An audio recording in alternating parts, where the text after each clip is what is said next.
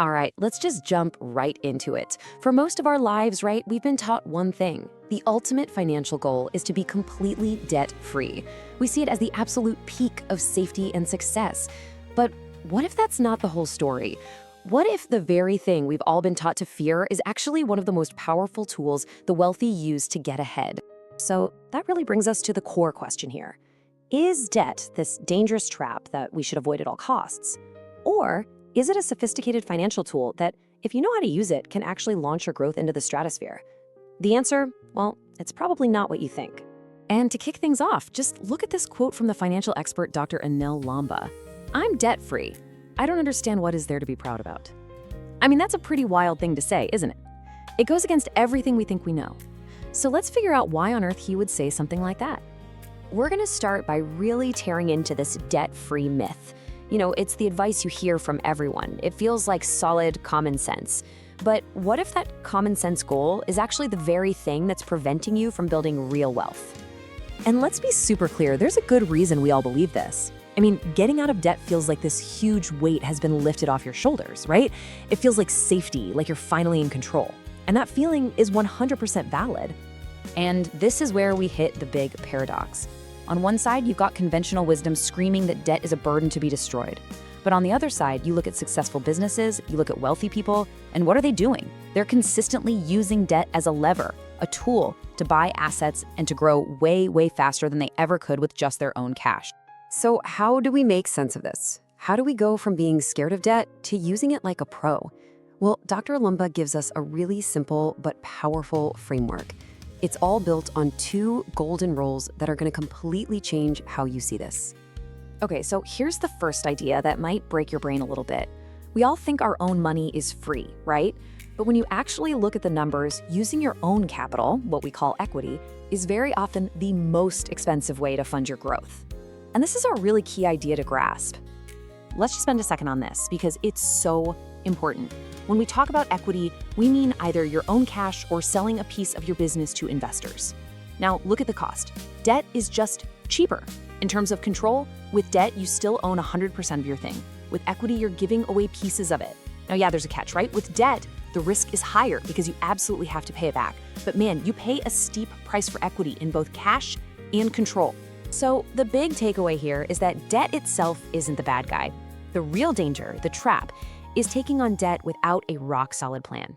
You know, using it to buy stuff that goes down in value, that's the mistake. But using it for a strategic investment that makes you money, well, that's a whole different ballgame. And that leads us to the solution. And here they are, Dr. Lamba's two golden rules. They're so simple, it's almost deceptive. Rule number one, whatever you borrow money for has to make you more money than the interest you're paying. Easy enough. Rule number two, the cash you make from that investment has to be back in your pocket before the loan payment is due. If you can follow these two rules every single time, debt becomes this incredibly safe and powerful engine for growth. But if you break even one of them, that's when it turns into the nightmare we all worry about. All right, let's keep going because this is where things get really wild. We're going to look at a real-life case study that honestly, it sounds like it shouldn't be possible. How a company can take a tiny 1% profit margin and magically turn it into a massive 52% annual return. So the story starts with this big IT company, and they're in a brutally competitive market. We're talking margins that are just paper thin. It is a tough, tough business to be in. How thin are we talking? Just 1%. Think about that. For every $100 of stuff they sell, they only get to keep $1 as profit.